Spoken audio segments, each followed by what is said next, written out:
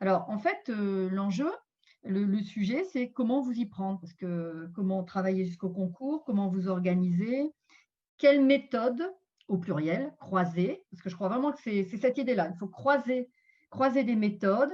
De la même manière qu'il faut croiser les savoirs, il faut croiser des méthodes. Il ne faut pas que vous soyez sur un seul registre. Et c'est en croisant des méthodes et en croisant les savoirs que vous allez naturaliser les savoirs, bien sûr.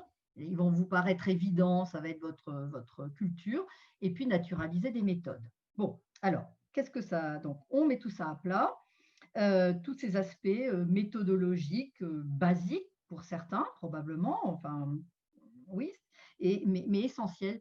Et si je les ai repris, c'est évidemment en réfléchissant à l'expérience de correcteur et cetera.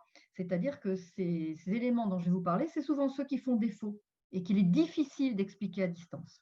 Alors, apprendre, mémoriser, s'entraîner, ça sent le plan en 3 parties, hein. Je vais les prendre l'un derrière l'autre. Pourquoi faire des choses compliquées?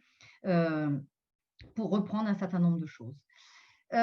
Si vous voulez bien, vos questions, essayez, quand vous les envoyez, qu'ils aient à voir avec ce que je suis en train de dire pour, que je puisse y répondre. Parce que si c'est décalé, ben, ça rend les choses un peu compliquées et donc dans ce cas-là, gardez-les pour la fin, si c'est décalé par rapport au propos.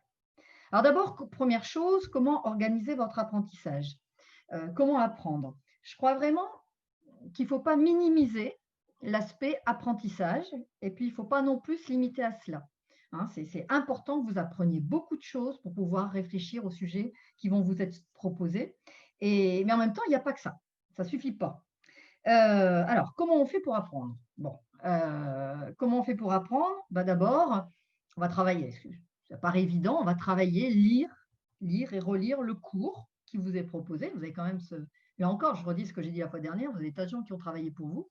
Ce sont les professeurs qui travaillent dans le groupe de tremplin et donc vous avez des outils. Alors là, la première chose que je veux dire, c'est que avoir cet outil ne suffit pas. Il faut vraiment que vous le lisiez et que vous le lisiez par bloc cohérent. C'est-à-dire que vous décidiez en fonction du temps de travail que vous vous donnez. On parlera après de l'organisation un petit peu de la semaine, même si là, j'ai plus de mal à vous guider.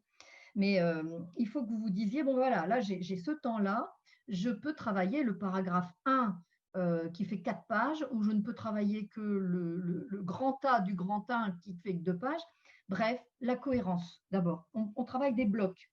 Parce que les paragraphes font un tout, ils font un sens. Donc, il faut que vous soyez toujours dans une logique de sens.